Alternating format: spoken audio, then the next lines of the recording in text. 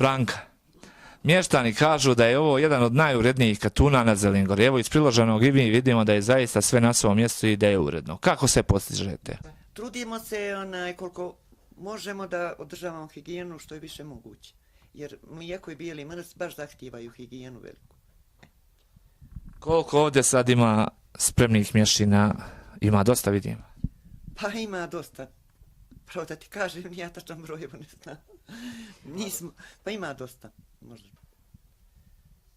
Šta je to u mješinama? Je li samo sir ili šta sve je?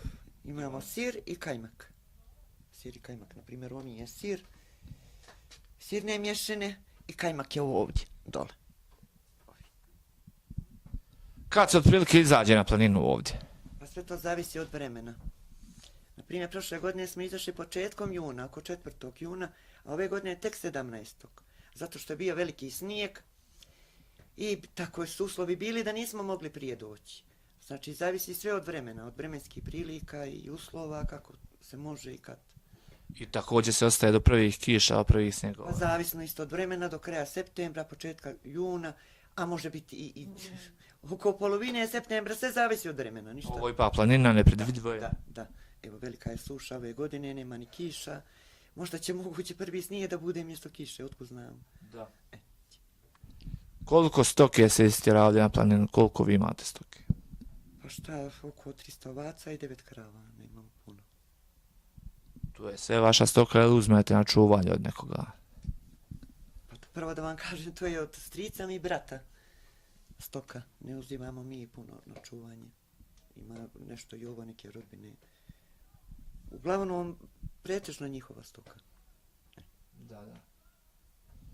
I krave su na ispaši po čitav dan, dođu ovdje, muzu se i vjerovatno da ih ne zatvarate. Noć je vani na polju. Pa vani budu po noći svezane, ovdje sprati motor i tako. Pomuzemo, varimo, razlijemo i tako svaki dan. Sve se ručno radi. Pa ručno, mada imamo muzilicu, ali to samo nekolike krave na muzilicu muzemo.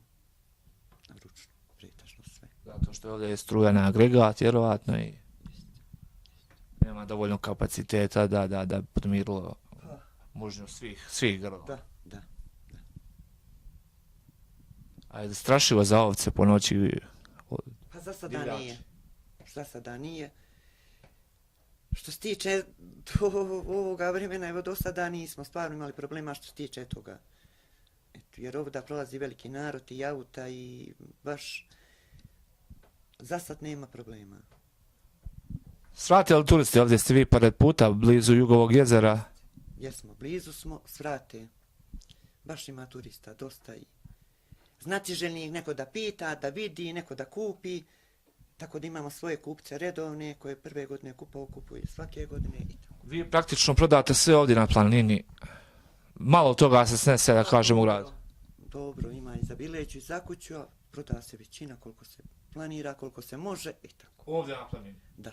Baš tim putnicima, prolaznicima, Pa turistima, da. stalnim kupcima. Stalnim kupcima, ima stalnih kupaca koji svake godine kupuju redovno. Ima i turista koji prvi put kupe, zavisi sve. Vjerujemo da ovdje bijeli mrs na planini zaista dobrog kvaliteta. Pa zaista jeste, jer je... Najbolje trave ovdje je stoka pasa. Pa jeste, ali pravo je domaće, jer mi koristimo i domaće sirište, ne kupovno, znači baš je sve prirodno, domaće prirodno.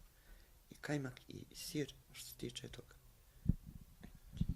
Kako sad ide proces pravljenja sira, kajmaka, šta je sve potrebno, koliko je vremena potrebno, truda, zalaganja, ljubavi prema tome svemu?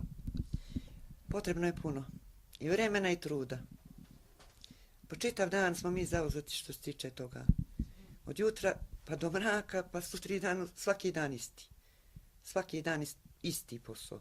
Pomuzemo, procijedimo, uzvarimo, razlijemo, salijemo, sirimo i tako ti je. Svaki dan isti posao. Što se tiče toga.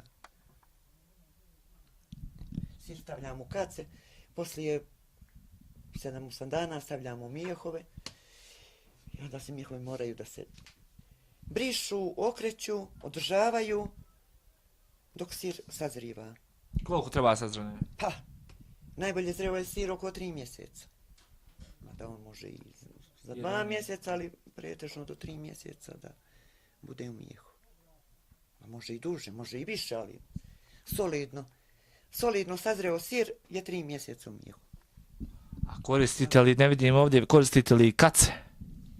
Ili samo mješine? Koristimo i kace, prvo skupljamo kace i onda stavljamo u mjehove. U mješine. Mješine isto od vaših ovaca, ali tako? Da. Vi to znate da pripremite te mješine, ipak treba postoji oko njih. Treba dosta. Trebaju mješine da budu uredne, dobro pripremljene, čiste, uredne. Uvezane, dobro? Pa dobro, jer bi to trebalo da bi mogle da sačuvaju mrs kako treba. Ako mješina nije dobra, onda uzalud je posao i trud. Znači, trebaju da budu zdrave i dobre, da bi se sir i kajmak sačuvao u njima dugotrajnije, 3-4 mjeseca, zavisno. Tako. Nađo smo vas, pa smo vas vratili, pošto ste bili da berete čajeve. Ovdje, koji su čajevi ovako zastupljeni? Ima dosta trava? Pa ima dosta trava, zavisno. Mogu vam reći, mi smo ovdje duže vremena, ali sve trave ne poznajemo baš dobro. A pretežno kantarion, metvica, nana, iva, ima raznoraznih biljaka koje mi ne poznamo baš. Ove koje poznamo odavno te beremo, a saznajemo od planinara, od turista, od naroda, od mještana ovdje, neke nove trave. Eto tako. Kad imamo slobodno vremena, eto slučajem, danas je nedelja pa smo mislili malo, ali dan prolazi tako da dugo vremena se kanimo, pa prođe po 10 dana, pa ne odemo nigdje. Dobro, da li to ide na tržište čajevi ili samo za vas? To samo za nas. Samo za nas. Vjerujete da ima borovnice, mada je sušna godina i velika je suša, bilo je borovnice dosta, ali pošto je sušna, one su sitnije i suve, da nemamo vremena da odemo da uberemo za sebe. A borovnica je jako zdrava. Pa jeste, jako zdrava. Dok mi završimo naše poslove i uvijek neko dođe, naiđe, prođe i tako dan prolazi, malo se vremena ima. Dobro, ko sve ovdje na Katunu trenutno boravi? Pa ovdje boravi stric mi Jovo, kapor nevjesta mi Vida i mala bratična mi Andrijana. One su tu prisutne. Jovo je kod ovaca i tako. Mora čuvat po čitav dan, jel? Pa kako kad čuvamo. Idu li psi za ovcama? Ne, jer ovdje ima dosta turista, u takvom smo mjestu da ne bi smjeli se puštati uopšte. Da. Imamo pse, ali su kotora svezane.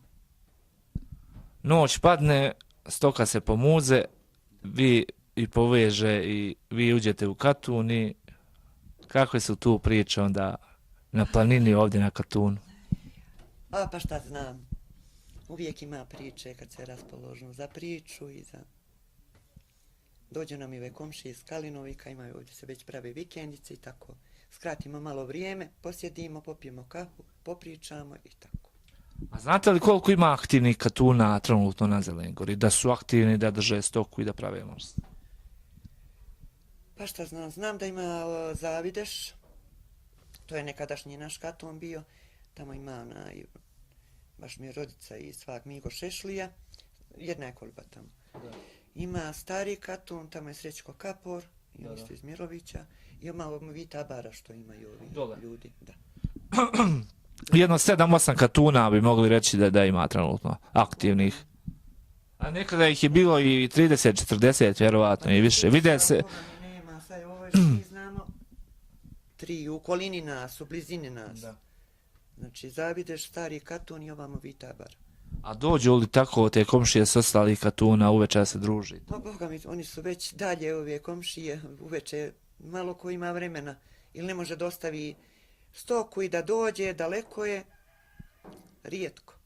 Jedino preko dana nekad kad je svečan dan, ko ima auto pa dođe. Jedino ovdje imamo mi ove komšije što prave vikendice, oni su nam blizu. Tako nas oni često posjete. Ja vjerujem da je ovdje zaspati milina na planini, da je ovdje san zaista dobar i kvalitetan. Pa jeste, Boga mi. Osim što se čovjek umori pa i od umora zaspe, ali planina je pa... Pa upravo tako.